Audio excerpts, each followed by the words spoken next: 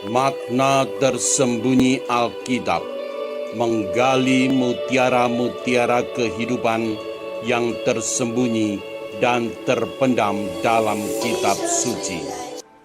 Apakah waktu sungguh membawa kita menjauh dari Allah?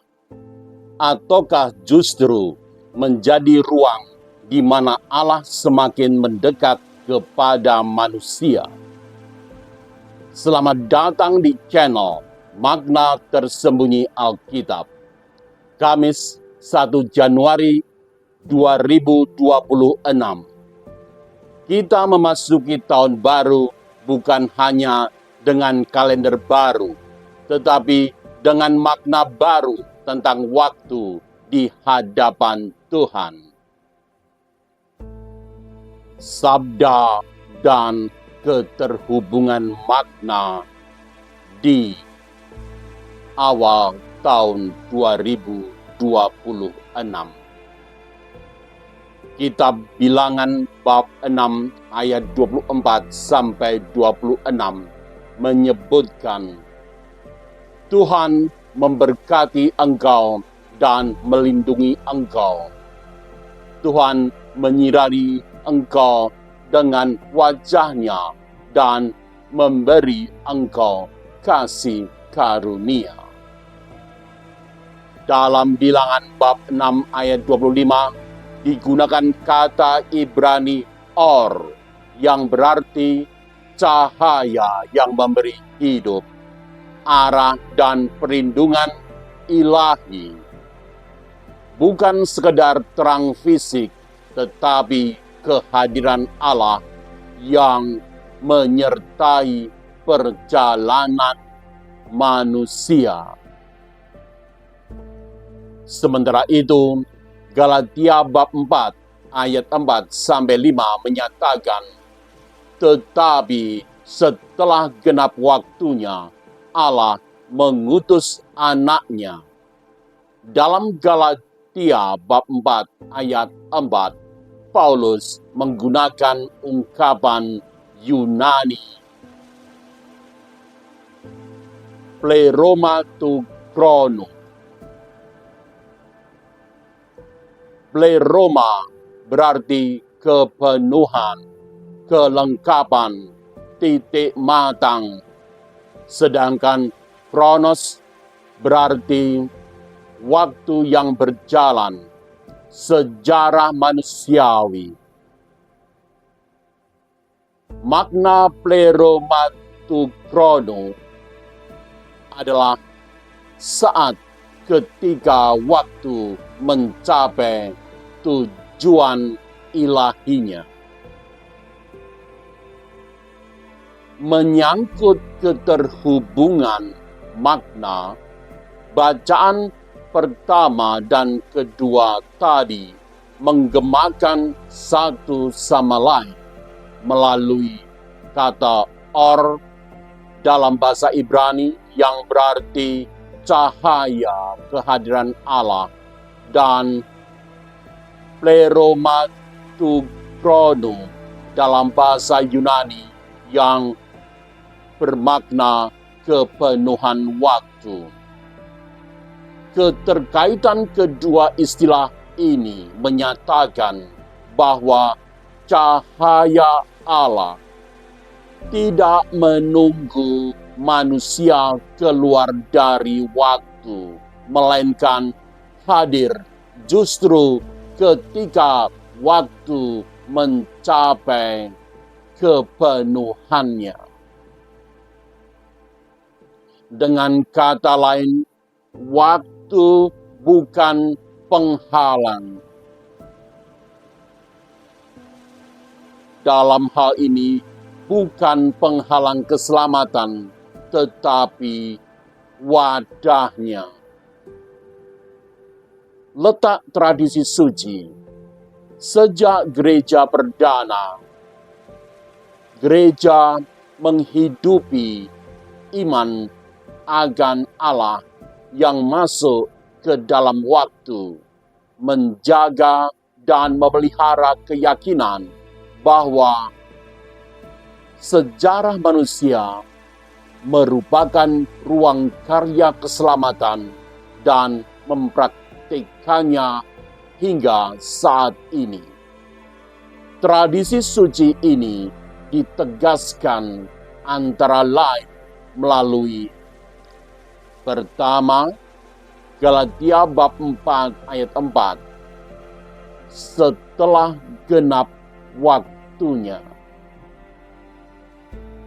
Berdasarkan teori Galatia Utara, surat Paulus kepada umat di Galatia ini ditulis kurang lebih tahun 53 sampai 55 Masehi, kurang lebih 20 tahun sesudah Yesus wafat dan naik ke surga. Kedua, Yohanes bab 1 ayat 14, firman itu telah menjadi manusia. Injil Yohanes diperkirakan ditulis sekitar akhir abad pertama, kira-kira antara tahun 90 sampai 100 Masehi, ketika gereja sudah memasuki tahap refleksi iman yang matang tentang misteri Kristus.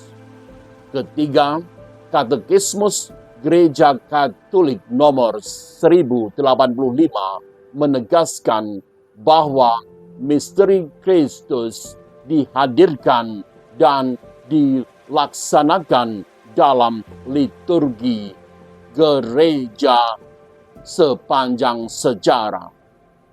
Tradisi suci memandang waktu bukan sebagai ancaman, melainkan sebagai ruang karya keselamatan Allah. Waktu sejarah keselamatan setelah Kristus dihidupi dan dirayakan oleh gereja. Waktu tidak dilampaui, tetapi ditebus. Waktu bukan penghalang keselamatan, tetapi wadahnya. Panduan praktis sehari-hari memasuki tahun baru.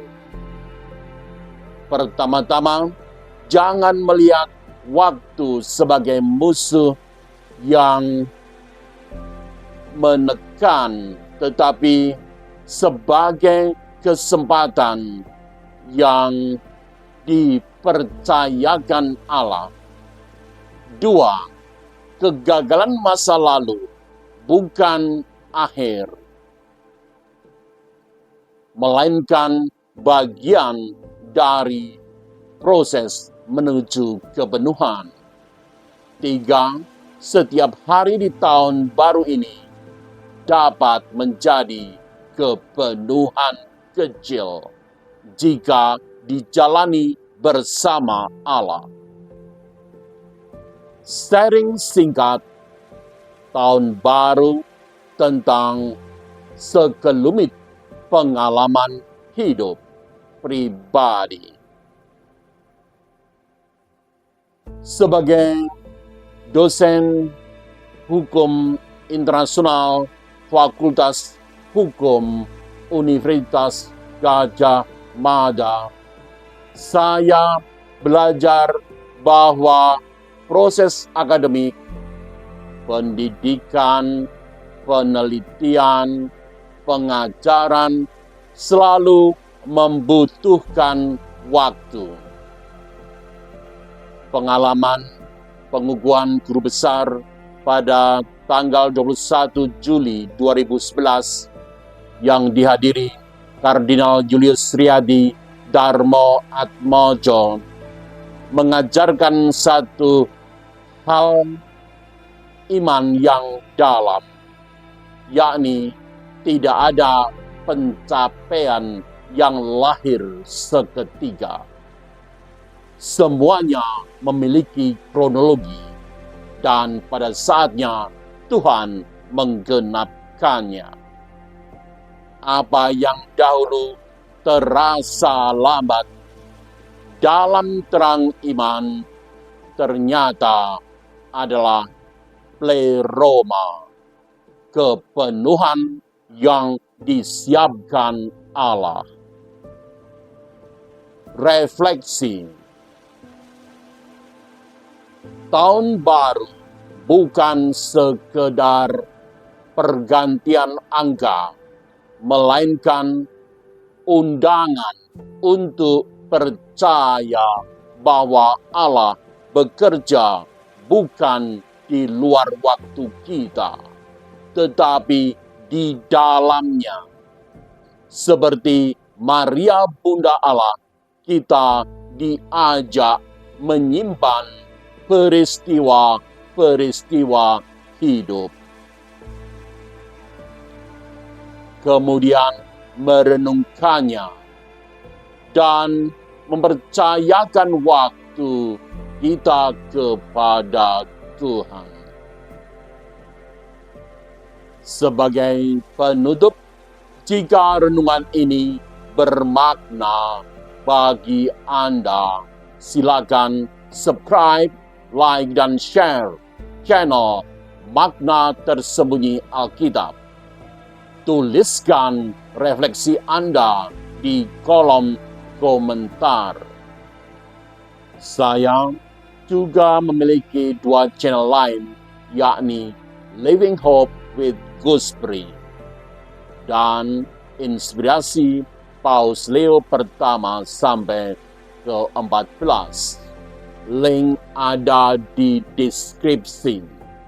Terima kasih, salam sehat. Selamat merayakan Tahun Baru 2026.